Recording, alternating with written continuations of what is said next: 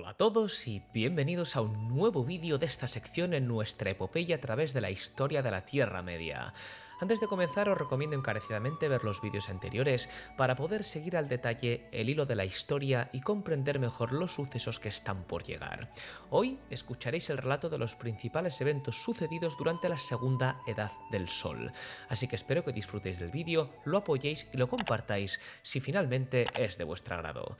Así que, una vez ya dicho todo esto, comencemos.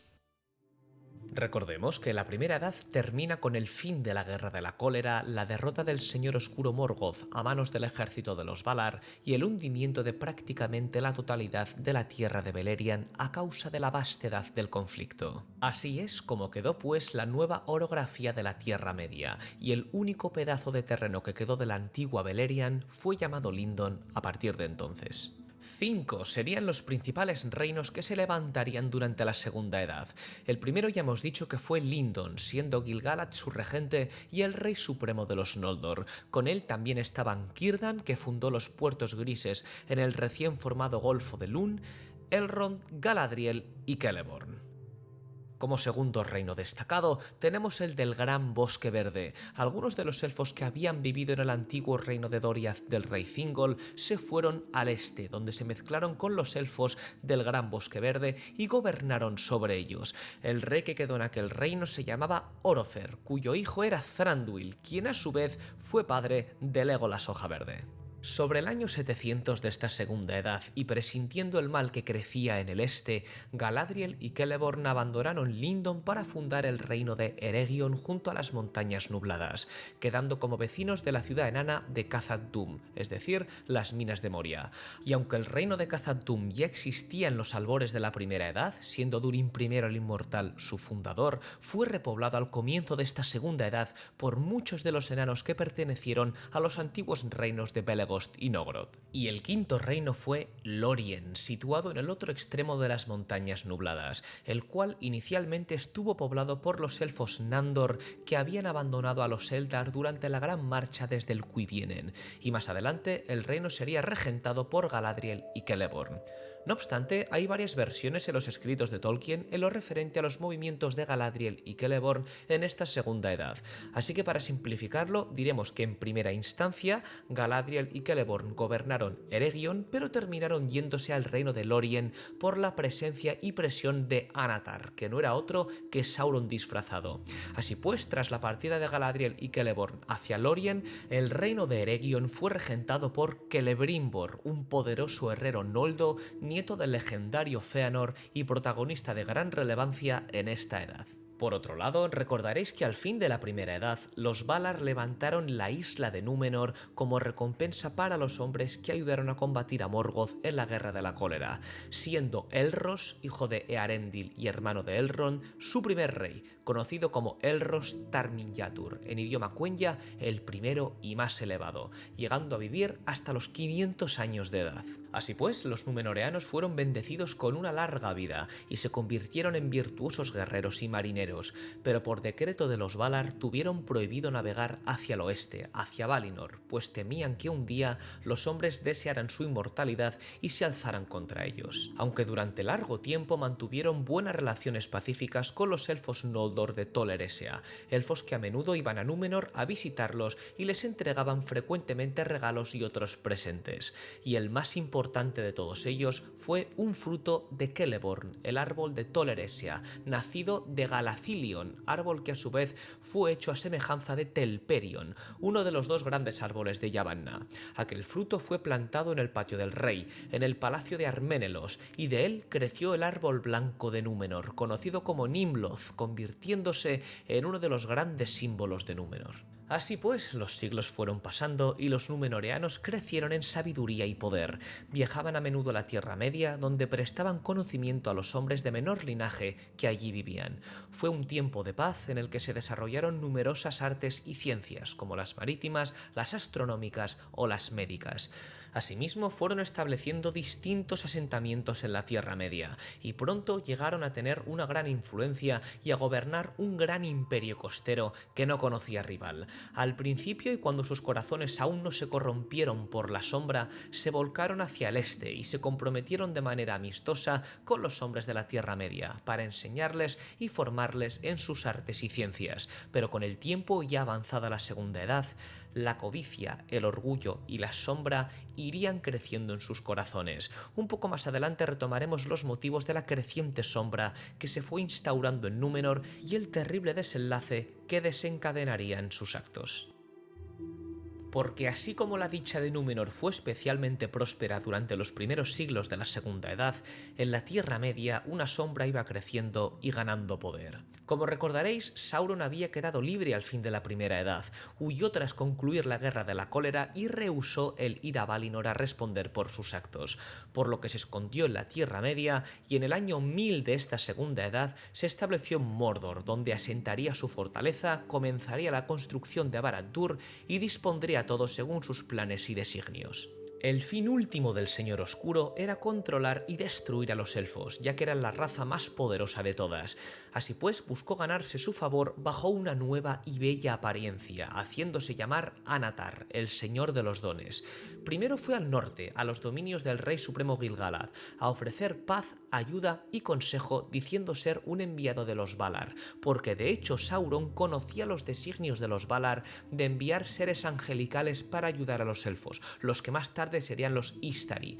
así que intentó aprovecharse de ese conocimiento. Sin embargo, fue expulsado de Lindon, puesto que tanto Gil-galad como Galadriel y Elrond desconfiaron de él. Con lo cual, esta vez fue a Eregion, donde pese a la desconfianza de Celeborn y Galadriel, el herrero Celebrimbor le escuchó y Anatar fue bienvenido. Sauron les enseñó muchas cosas a los elfos de aquel reino, finalmente ganándose su amistad. La obsesión de Celebrimbor por igualar la maestría de su abuelo Fëanor hizo que fuera confiando más y más en Sauron, pues los conocimientos que el Señor Oscuro bajo su noble apariencia compartió con los elfos de Eregion les permitió elaborar obras que nunca habrían soñado con gestar. Por ello, Celebrimbor y los elfos de Eregion fueron idolatrando cada vez más a Sauron, quedando disconformes con la postura de Galadriel y la desconfianza que ella le seguía teniendo a ese tal Anatar. Debido a estas presiones, la hija de Finarfin termina por abandonar el reino de Eregion y establecerse en Lórien.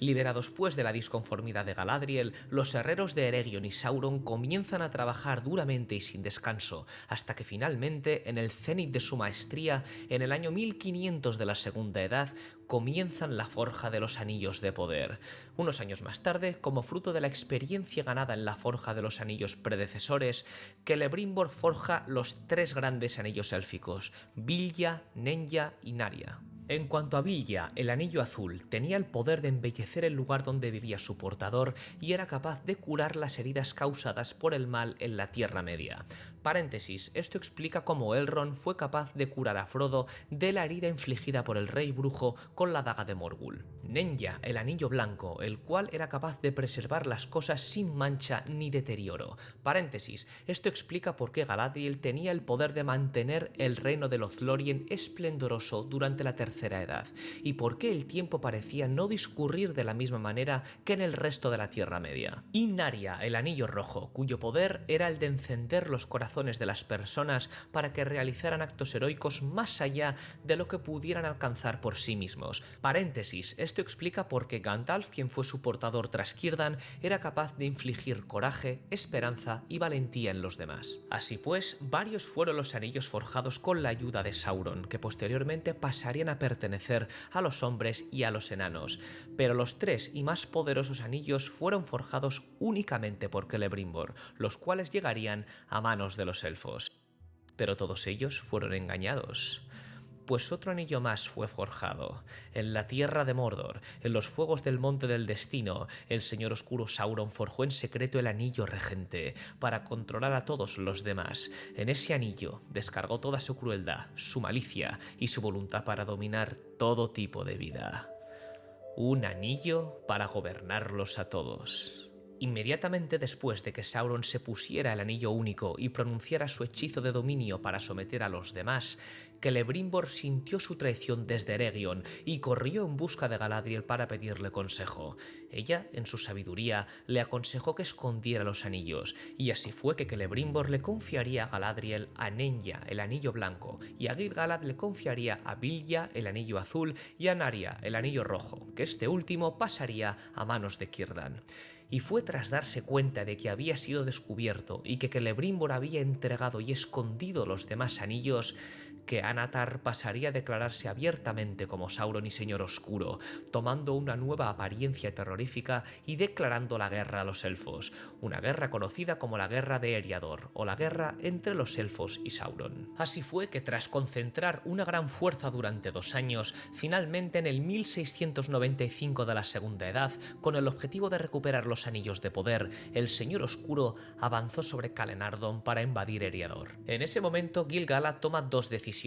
La primera fue enviar desde Lindon un ejército al mando de Elrond Medioelfo para ayudar en la contienda y detener a Sauron antes de que avanzase más, y al mismo tiempo envió mensajeros a Númenor solicitando ayuda militar, siendo su rey en ese tiempo Tar-Minastir, aunque por dificultades en el viaje tardarían años en llegar los refuerzos númenoreanos. Mientras tanto, en la Tierra Media, el ejército de Elrond avanzaba hacia el sur para detener al enemigo, pero como la distancia era muy grande, Sauron tuvo tiempo de dirigirse hacia Eregion antes de que Elrond llegase a su encuentro. En Eregion, Celeborn, el marido de Galadriel, aún rechazó las primeras acometidas de la vanguardia de Sauron, aunque finalmente se retiraría para unirse al ejército de Elrond que llegaba desde el norte. Si os estáis preguntando por Galadriel, abrimos un paréntesis para recordar que debido a su discordancia con Celebrimbor tiempo atrás, esta ya no se encontraba en Eregion, sino que hacía tiempo que se marchó a Lórien, al otro lado de la cordillera de las montañas nubladas, así que no sufriría percances en esta contienda. Aunque no así para los elfos de Eregion,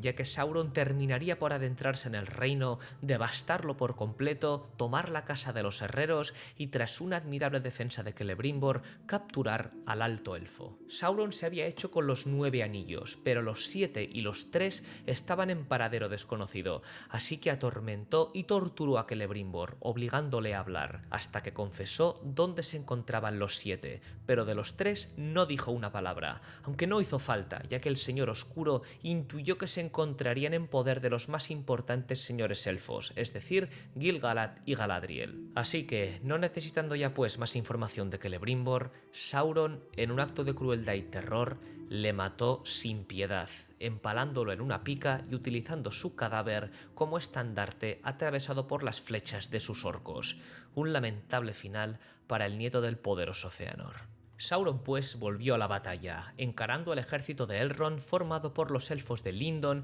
y supervivientes de Eregion, aunque no eran suficientes para aplacar al poderoso ejército del Señor Oscuro, y de hecho hubieran sido derrotados si no hubiese sido porque el rey Durin III de Moria envió una fuerza de enanos desde Khazad-dûm junto con los elfos de Lórien liderados por Amroth, y estas 2 huestes atacaron al ejército oscuro por la retaguardia, obligando a Sauron a reducir la presión sobre Elrond y centrarse en atacarles a ellos. Así pues, Elrond se retiraría hacia el norte y fundaría en un aislado y escarpado valle en la parte más oriental de Eriador el refugio de Imladris, valle estrecho en élfico, conocido entre los hombres como Rivendell. Mientras tanto, las fuerzas de enanos y elfos de Lórien fueron cediendo poco a poco terreno hasta llegar a Moria, cuyas puertas se cerraron y el ejército del Señor Oscuro no pudo atravesarlas. A partir de entonces, Sauron siempre odiaría profundamente a los enanos y ordenaría que los orcos les propinaran hostigamiento siempre que pudieran. En este contexto, Sauron comandó ahora sus fuerzas hacia Lindon, el reino de Gil-galad, donde era probable que pudiera hacerse con al menos uno de los 3 anillos.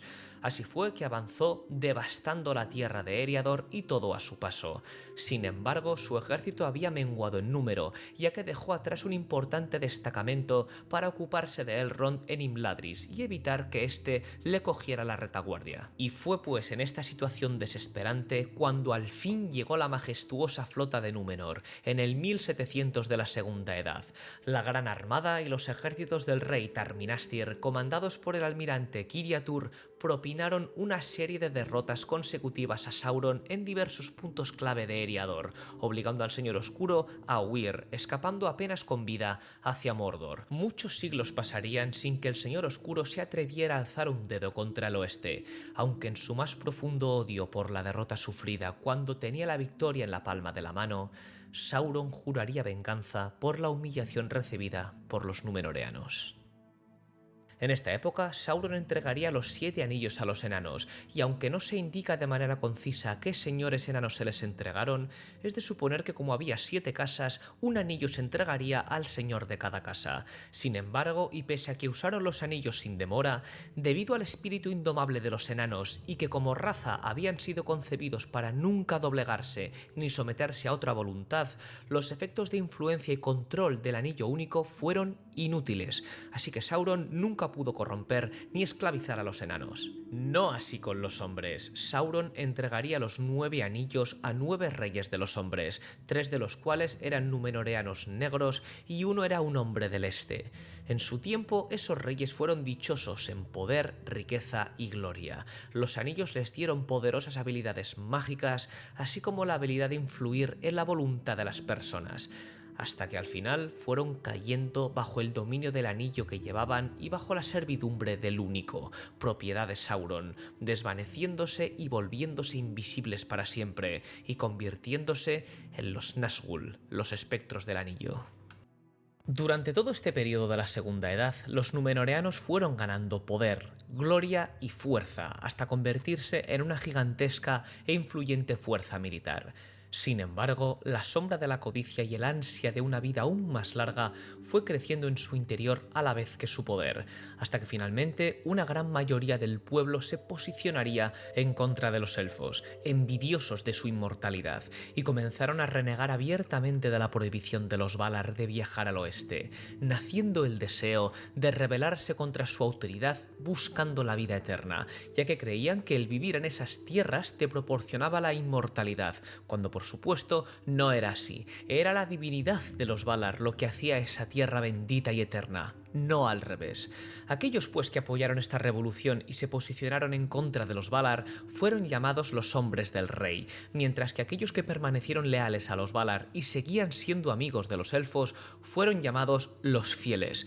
Finalmente, en el reinado de Taran-Calimón, los hombres del rey se convirtieron en una mayoría dominante y los fieles en una minoría cada vez más perseguida. De entre los puertos que los númenoreanos levantaron en la Tierra Media, los dos más importantes eran Umbar, una ciudad portuaria y fortaleza ubicada al sur de la Tierra Media, de la facción de los hombres del rey, y Pelargir, situado cerca del delta del Anduin, de la facción de los fieles. Así pues, Sauron, en su afán de vengarse de la derrota que los númenoreanos le propinaron en la guerra de Eriador, aprovechando la situación de división del pueblo númenoreano y del odio que iba creciendo en el corazón de los propios hombres, el Señor Oscuro ideó un plan para acabar con ellos de una vez por todas. Al comienzo centró sus esfuerzos en el sur y en el este de la Tierra Media, donde los hombres de allí lo terminaron venerando, tomándole como su dios y como su rey. Sauron pues se proclamó abiertamente como el rey de todos los hombres del mundo, y esas noticias llegaron hasta Númenor, cuyo rey en ese momento era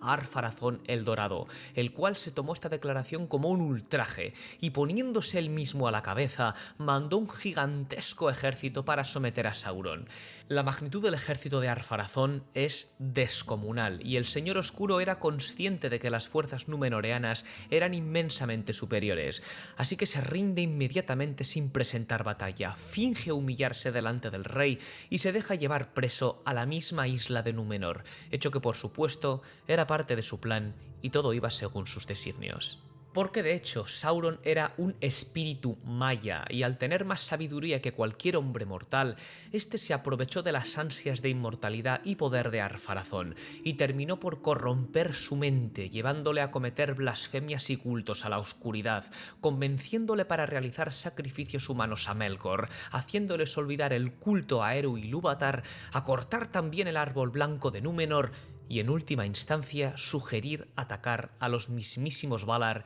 e invadir las tierras de Valinor en busca de la ansiada inmortalidad. Y así fue que, cuando Ar-Pharazôn intuyó que sus días tocaban a su fin, accedió finalmente a los planes de Sauron, reunió la flota más grandiosa jamás construida y partió decidido a atacar y conquistar Valinor. Sauron precavidamente no parte con la flota y se queda en Númenor, al igual que la facción de los fieles liderados por Elendil, que organizaron una huida temiéndose lo peor, cosa que por supuesto terminaría ocurriendo. Y fue que, al poner el rey Ar-Pharazôn un pie en las costas de Valinor y declarar su conquista, que Manwë invocó al mismísimo dios Eru Ilúvatar, el cual intervino directamente cambiando al instante la forma del mundo, provocando que el mar se abriera en un enorme abismo por el que las aguas se precipitaron. Todos los barcos y el ejército númenoreano fue engullido a las tinieblas de las profundidades. Ar-Pharazôn y sus hombres perecieron al instante bajo un derrumbe de colinas, y la isla de Númenor fue tragada por la gran grieta que se abrió en el mar, y en un caos de inmensas olas coronadas de espuma, la reina Tarmiriel, en un intento desesperado por subir a la cima del monte Meleltarma, fue alcanzada por una ola gigantesca, hundiéndose con la isla en el oscuro abismo. Tal hecatombe alcanzó también a Sauron, cuyo cuerpo fue destruido, pero al ser un espíritu maya inmortal no pereció, se alzó entre las aguas y viajó hasta Mordor, tomando allí una nueva y oscura forma. Así pues, Ilúvatar dio una nueva forma al mundo. La tierra de Aman y la isla de Tol Eressëa fueron levantadas fuera del plano terrenal, y ahora solamente a los elfos y a los elegidos se les concedería tomar el llamado camino recto hasta Valinor, porque de hecho el mundo pasó de ser plano a ser redondo, siendo para el resto de razas imposible alcanzar el continente de Aman por muy al oeste que viajasen, de tal forma que la ruta hacia esas tierras sagradas ya no era de libre acceso. Por fortuna, toda esta ruina no alcanzó a los fieles de Elendil, ya que sus navíos fueron protegidos por una gran corriente del mar, y un fuerte viento los empujaría hasta las costas de la Tierra Media, llevando consigo las 7 Palantiri y un retoño del árbol blanco que Isildur rescató. Así pues, en su llegada a la Tierra Media, Elendil y sus hijos fundaron los reinos de Númenor en el exilio, al norte el reino de Arnor y al sur el reino de Gondor. De ambos reinos, Elendil era el rey supremo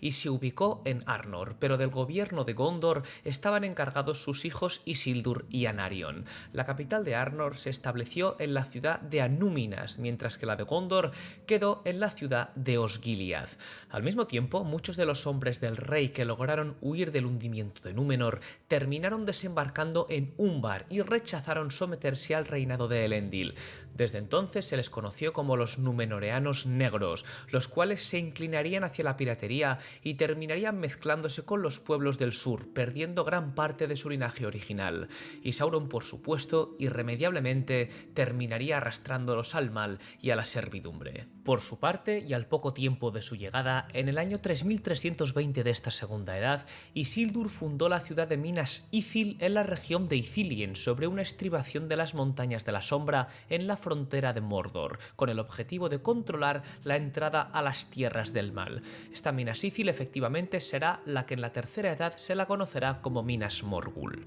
Isildur pues plantó el primer retoño del árbol blanco en esta fortaleza de Minas Ithil, aunque también, como todos sabéis, el último retoño de Nimloth terminaría siendo plantado en el patio de la ciudadela de Minas Tirith. Sauron, por supuesto, no dio tregua, y en su afán de destruir a todos los númenoreanos, poco más de 100 años tras la caída de Númenor, atacó Gondor y tomó Minas Ithil, quedando Anarion como encargado de su defensa, ya que Isildur escapó a duras penas hasta Arnor junto a su padre, llevándose con él un retoño del árbol blanco. Así pues, ante una situación desesperada y comprendiendo que todos los reinos libres de la Tierra Media terminarían cayendo ante el yugo de Sauron si no se unían todos, Elendil y Gil-galad liderarían la llamada Última Alianza para combatir y derrotar a Sauron de una vez por todas.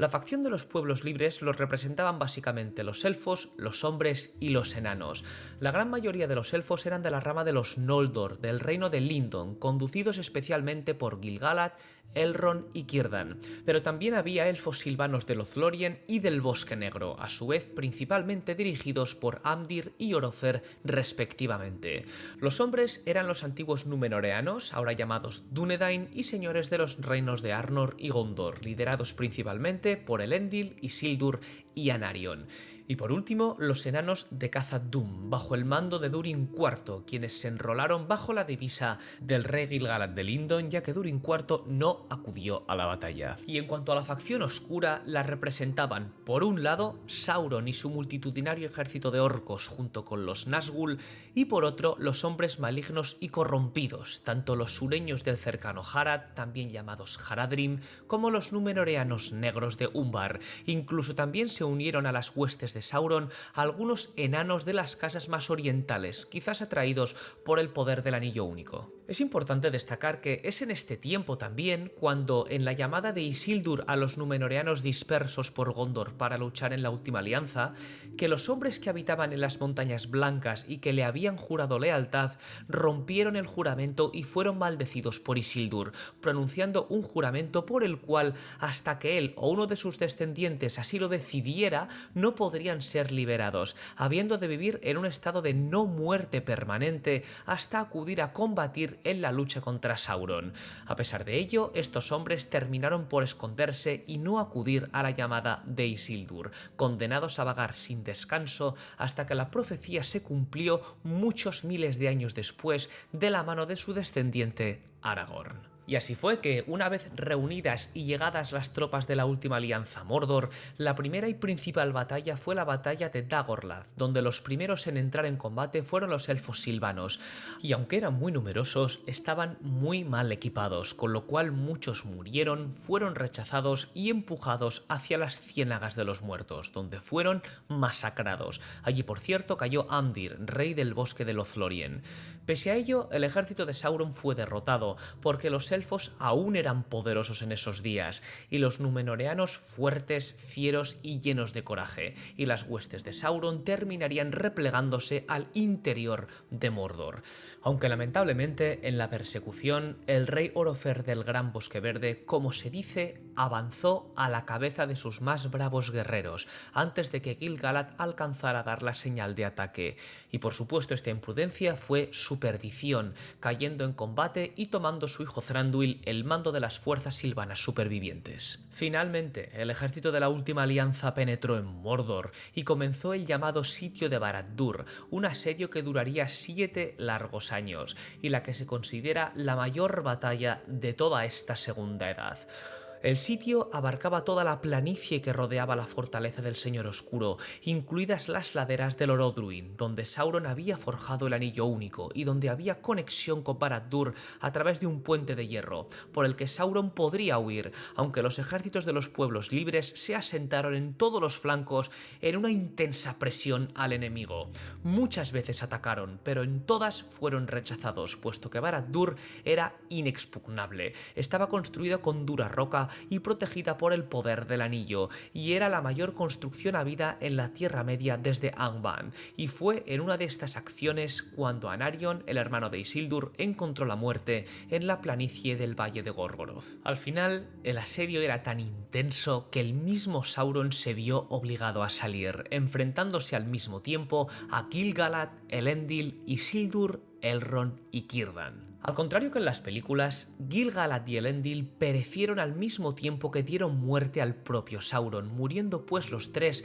de forma simultánea y partiéndose la espada de Elendil bajo él, momento en el que Isildur toma la empuñadura y corta el dedo del anillo del cuerpo caído de Sauron, que yacía muerto en el suelo. Inmediatamente después es cuando Círdan y Elrond aconsejaron a Isildur destruir el anillo en los fuegos del Orodruin, pero Isildur no les hizo caso y se quedó el anillo para él, como prenda por la muerte de su padre y de su hermano. Y así fue que, al haber sido derrotado y su cuerpo muerto, el espíritu inmortal de Sauron terminaría huyendo. Isildur, por su parte, fue un tiempo a Gondor y allí plantó el árbol blanco en Minas Anor, en memoria de su hermano Anarion, y confió también el reinado de Gondor a su sobrino Meneldil, para acto después partir hacia el norte para hacerse cargo del reino de Arnor en nombre de su padre. Sin embargo, en su travesía fue atacado en los Campos Gladios por un grupo de orcos rezagados de la batalla de la Última Alianza,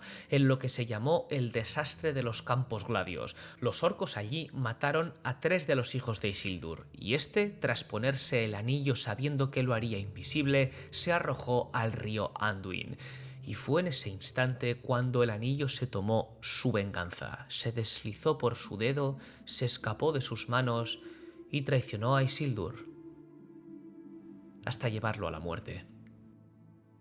Del desastre de los Campos Gladios, solo 3 hombres lograron sobrevivir, y uno de ellos, Ohtar, el escudero, se encargó de llevar los fragmentos de la espada Narsil a Rivendell, que allí descansarían durante largo tiempo hasta que fuera forjada de nuevo. Así pues, Valandil, el cuarto hijo de Isildur, se le coronó como legítimo rey de Arnor cuando apenas era un niño, y Elrond y Círdan regresaron a Rivendell y a Lindon respectivamente con los supervivientes de la batalla de la Última Alianza. Con la derrota de Sauron, también los anillos quedaron libres de su influencia, y tanto elfos como enanos pudieron usarlos libremente. Los hombres, sin embargo, hacía ya tiempo que habían sucumbido, y por tanto, los Nazgûl, aunque huyeron al este, continuaron fieles a su señor. Y así fue como, al no fundir el anillo único y caer en el olvido, Sauron no fue destruido. La torre de Barad-dûr fue derrumbada, aunque sus cimientos permanecieron y no pudieron ser asolados ni devastados.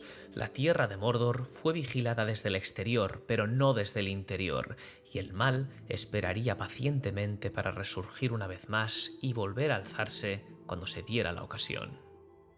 Y hasta aquí hemos llegado. En este punto pues se da por concluida la segunda Edad del Sol del Legendarium de Tolkien. Gracias por llegar hasta aquí. No dudéis en apoyar el vídeo si os ha gustado y nos vemos en el próximo, donde relataremos los sucesos que ocurrieron durante la tercera Edad del Sol. Adiós amigos, que la luz de Eru os acompañe.